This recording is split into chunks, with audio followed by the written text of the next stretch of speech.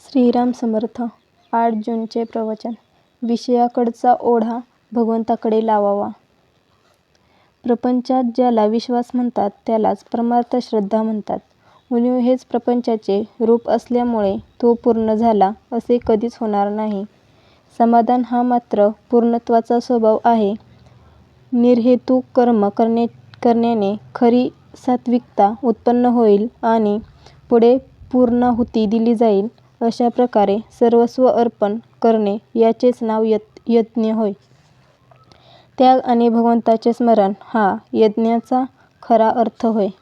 परमार्थ साधला की बोवाच देह पुष्ट होतो. तो काय दुधाचा रतीब लावतो. छे, भगवंताच्या आनंदाने त्याचा देह भरलेला असतो, परंतु साधकावस्थेमध्ये त्याचा देह कष्टामध्येच ठेवलेला असतो.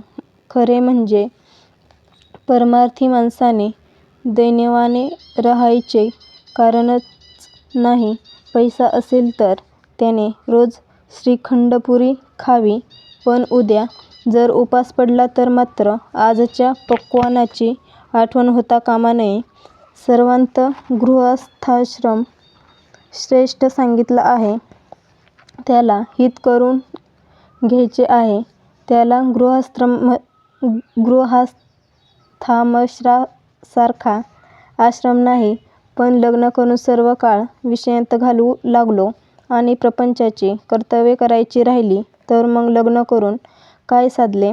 उद्योग करून पोट भरायचे हे खरे, पण नोकरी करून मालकाला सर्वस्व मानू लागलो आणि देवाला विसरलो तर नाही उपयोग. देवाला स्मरून नोकरी करावी. गृहस्थाश्रमात देव भेटणार नाही असे जो म्हणेल त्याचे खरे मानू नये. देव भेटेल याची खात्री बाळगावी. आपला भार सर्वस्वी भगवंतावर टाकावा. संकट आनंद दोन्ही भगवंताला सांगावीत. ज्या स्थितीत भगवंताने ठेवले आहे त्या स्थितीत समाधान मानावे. अर्पणबुद्धीने सर्व कर्मे करावीत.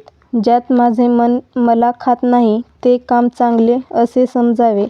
कोणत्याही मनुष्याला जोपर्यंत या प्रपंचामध्येच सर्व काही आहे असे वाटत असते तोपर्यंत तो परमार्थापासून दूर असतो. वाईट लोक समाधानात दिसतात, पण खरे ते तसे नसतात. वाईट कृत्ये करणाऱ्याला कधी ना कधी तरी पश्चाताप झाल्यावाचून राहत नाही.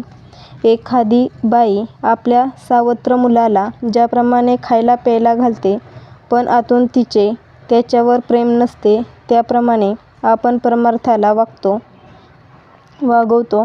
खरे म्हणजे आपले इथे चुकते. आपला ओढा जो विषयाकडे आहे तो भगवंताकडे लावला की परमार्थ साधला. ज्याने विषयातले सुख भगवंताकडे लावले म्हणजे भगवंताच्या स्मरणात ज्याला सुखसमाधानाचा लाभ झाला त्याचे जन्माला येऊन खरे कल्याण झाले.